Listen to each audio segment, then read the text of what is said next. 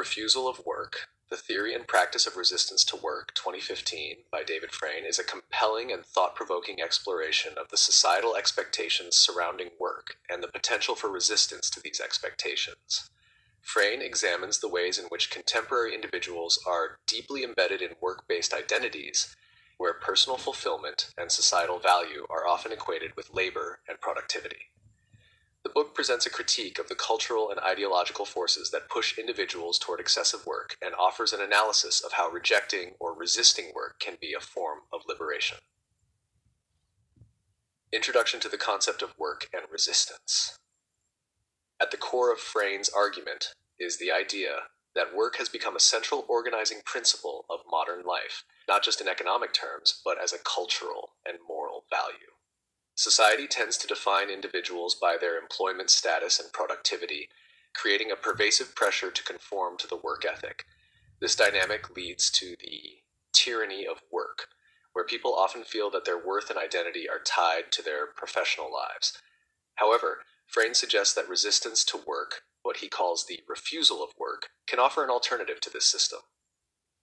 The refusal to engage with the dominant work ethic does not necessarily mean idleness, but rather a purposeful withdrawal from the norms that define work in a capitalist society. Frayne's work draws on several intellectual traditions to explore the refusal of work, ranging from Marxist critiques of labor to more contemporary anti-work and post-work theories. He builds on the ideas of thinkers such as André Gorge, who argued that the reduction of working hours and the pursuit of leisure could lead to a more humane and fulfilling existence.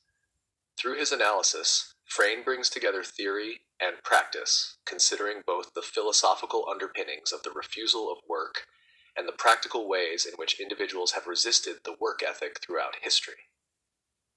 The social and psychological pressure of work.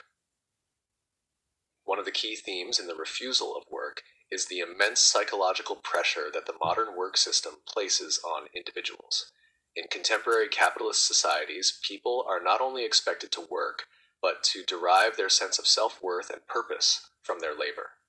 The increasing demands for productivity, long working hours, and the constant drive for self-improvement create a cycle of exhaustion and dissatisfaction.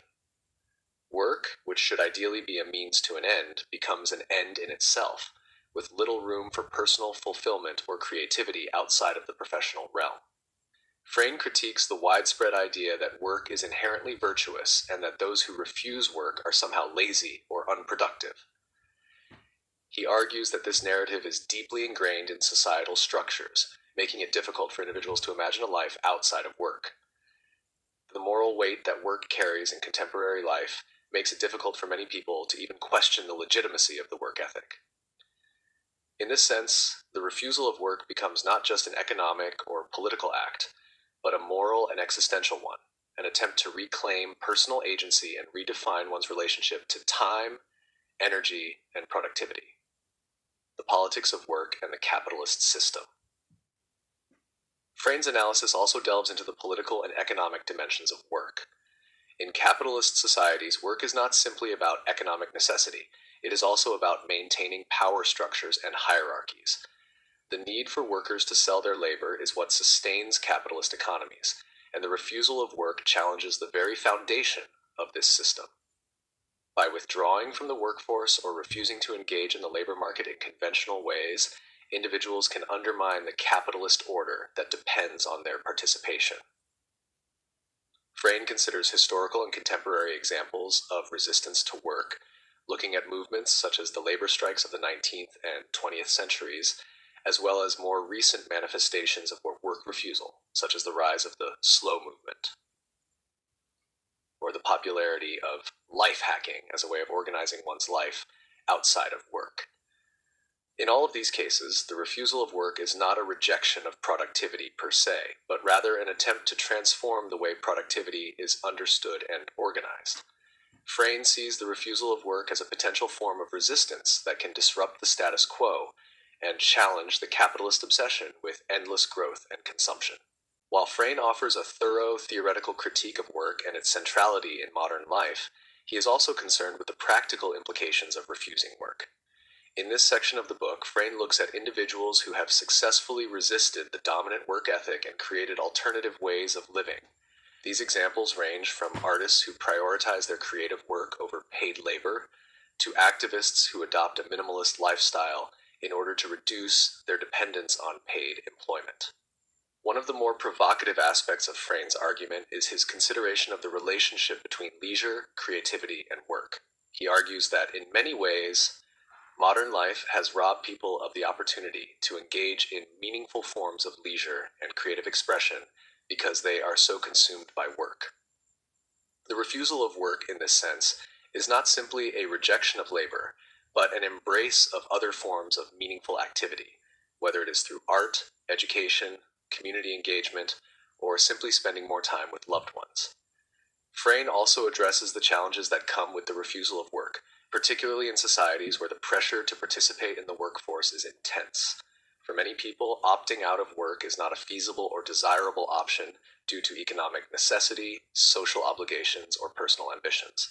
The refusal of work, Frayne acknowledges, is not a one-size-fits-all solution, but rather a complex and highly individual decision that depends on personal circumstances. For those who are able to do so, however, the refusal of work can open up new possibilities for autonomy and self-expression. The future of work, reimagining possibilities. Frayne's book also looks ahead to the future of work in light of emerging technological and societal changes. With the rise of automation, artificial intelligence, and the gig economy, the nature of work is rapidly changing. Frayne suggests that these shifts present new opportunities for rethinking the role of work in our lives. Automation, for example, could lead to a reduction in the amount of labor required to meet society's needs, freeing up more time for individuals to pursue creative, intellectual, or leisurely activities. However, Frayne is cautious about the potential of technological advances to lead to a truly liberating future. He warns that without a critical examination of how new technologies are implemented, there is a danger that they could exacerbate existing inequalities and increase the pressures of work, rather than reduce them. For Frayne, the refusal of work must go hand in hand with a reimagining of how society organizes its resources, distributes wealth, and values human potential. Conclusion. The refusal of work. The theory and practice of resistance to work is a timely and insightful examination of how work has become an overwhelming force in contemporary life. Frayne's critique of the work ethic is both theoretical and practical, offering a thorough analysis of the cultural, psychological, and political implications of work. At the same time, he provides a roadmap for resistance, demonstrating that it is possible to live a fulfilling and meaningful life outside the constraints of traditional labor. While the refusal of work may not be a feasible option for everyone, Frayne's work offers a powerful vision of what might be possible if we were to rethink our relationship to work, productivity, and personal fulfillment.